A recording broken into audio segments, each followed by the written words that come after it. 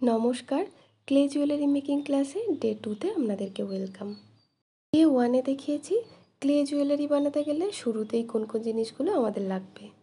আর day 2তে দেখাবো এই clay দিয়ে কিভাবে খুব সহজ এবং সুন্দরভাবে একটি কাঠগোলাপ বানাতে হয়। আর তার জন্য লাগবে এরকম ফেভিক্রিলের মোল্ডেড ক্লে। দেখবেন এর মধ্যে এরকম দুটি প্যাকেট থাকে, তার মধ্যে লাল কালারের প্যাকেটটা হচ্ছে রেজিন এবং নীল কালারের যে প্যাকেটটা আছে সেটা হচ্ছে হার্ডেনার। আর এই দুটোকে সমান সমান পরিমাণে নিয়ে কাজ শুরু করতে হবে। দেখুন আমি সমান সমান পরিমাণে দুটো গোল বলের মতো করে কেটে নিয়েছি। আর এই দুটোকে অল্প অল্প পরিমাণে নিয়ে কাজটা করবেন, কারণ এটা একটা এয়ার ড্রাই ক্লে, তাই মেখে রেখে দেওয়ার কিছুক্ষণ পর ধরুন ওই 10 থেকে 15 মিনিট বা 20 মিনিট পর আস্তে আস্তে শক্ত হতে শুরু করে। আর যারা নতুন কাজ করছেন তাদের পক্ষে কিন্তু ওটা হ্যান্ডেল করা খুবই কঠিন হবে। তাই যারা নতুন কাজ করছেন তারা কিন্তু অবশ্যই অল্প অল্প পরিমাণে নিয়ে মেখে কাজটা করবেন। আর একটা কথা, ক্লেটাকে মাখার সময় অবশ্যই হাতে কিছুটা পরিমাণ পাউডার ইউজ করবেন, তাতে করে ক্লেটা আর হাতে জড়িয়ে যাবে না। এরপর ক্লেটাকে খানিকটা এরকম শেপ দিয়ে এর থেকে 5টা একই মাপের ছোট ছোট বলের মতো করে কেটে নিতে হবে। তবে কাজটা করার আগে নিচে সেলোফেন পেপার বা যে কোনো প্লাস্টিক পেপার, যেমন ধরুন অনেক সময় জামা কাপড়ের সাথে যে প্লাস্টিক পেপারগুলো থাকে সেরকম কিছু, বা A4 সাইজের যে প্লাস্টিক পেপারগুলো হয় তার উপরেও করতে পারেন। আপনাদের যেটা সুবিধা হবে সেটা নিয়েই কাজটা করবেন। এরপর পাপড়িগুলো করার জন্য যে 5টা ছোট ছোট বলের মতো করে কেটে রেখে দিয়েছিলাম সেগুলোকে ঠিক এইভাবে করেই খানিকটা ওয়াটার ড্রপের মতো শেপ করে নেবেন। আচ্ছা, একটা কথা বলে রাখি, আমি প্রথমেই এরকম 3D যে বিভিন্ন ধরনের ফ্লাওয়ারগুলো হয় সেগুলো পাখি, পাতা আর এগুলো দিয়েই চোকার বানানো দেখাবো। আর তারপর আস্তে আস্তে অ্যাডভান্স লেভেলের যে জুয়েলারিগুলো হয় সেগুলো আপনাদের সাথে শেয়ার করব। যাই হোক, যে ওয়াটার ড্রপের শেপগুলো করে রেখেছিলাম সেগুলোকে এবার হালকা হাতে প্রেস করে চ্যাপটা মতো করে নিলেই কাঠগোলাপের যে পাপড়ির শেপটা থাকে সেগুলো চলে আসবে। আর এভাবেই 5টা পাপড়িকে রেডি করে নেব।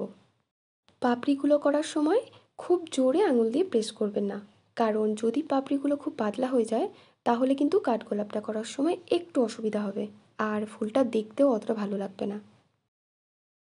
এবার এখানে ফেভিকল বা ফেভিক্রিলের যে আঠাগুলো হয় এই দুটোর মধ্যে যে কোনো একটা নিয়ে এই পাপড়িগুলোর গায়ে দেখুন যেভাবে ঠিক লাগাচ্ছি সেভাবে করেই একটা একটা করে পাপড়ি এভাবে লাগাতে হবে। এই কাজটা একটু আস্তে আস্তে একটু সময় নিয়ে করবেন, কারণ পাপড়িগুলো যদি ঠিকঠাক মতো লাগানোই না হয় তাহলে কিন্তু দেখতে ভালো লাগবে না। আর লাস্ট যে পাপড়িটা দেখুন, ওই পাপড়িটা কিন্তু একদম যে প্রথমে যে পাপড়িটা করেছিলাম ওই পাপড়িটার নিচে আঠা দিয়ে লাগাতে হবে। একটু ভালো করে এই জায়গাটা লক্ষ্য করে কাজটা করবেন। আর যদি বুঝতে অসুবিধা হয় তাহলে ভিডিওটা একটু পজ করে আর একবার দেখে নেবেন।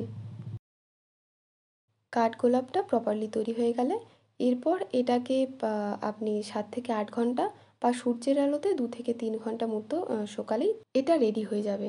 ভালো মতো শুকিয়ে তারপরেই কালার করবেন, কাঁচা অবস্থাতে একদমই কালার করবেন না। যদি কাঠগোলাপের শেপ ছোট করেন তাহলে সরু তুলি, আর যদি কাঠগোলাপের শেপটা একটু তুলনামূলক বড় হয় বা বড় করেন তাহলে কিন্তু একটু মোটা তুলি নিয়ে রঙগুলো চাপাবেন। আর শুকোনোর পর সবার প্রথমে জেসো বা সাদা যে ফেব্রিক যে রঙটা হয় সেটা অ্যাপ্লাই করতে পারেন। সাদা রঙটা মোটামুটি 2-3 কোট চাপানোর পরে এই হলুদ রঙটা চাপাবেন, তবে সাদা কালারটা যেন ভালো করে শুকিয়ে যায় তারপরে কিন্তু হলুদ কালারটা চাপাবেন। কারণ সাদা কালারটা না শুকিয়েই যদি আপনি হলুদ কালারটা অ্যাপ্লাই করেন তাহলে কিন্তু দুটো রঙই মানে ঘেঁটে মিক্সড হয়ে যাবে, সেক্ষেত্রে কালারটা খুব একটা ভালো দেখতে লাগবে না। আচ্ছা, এরপরে দেখুন সাদা কালারটা দিয়ে হলুদ কালারের যে ধারগুলো আছে সেগুলো কিন্তু মিশিয়ে মিশিয়ে দিচ্ছি।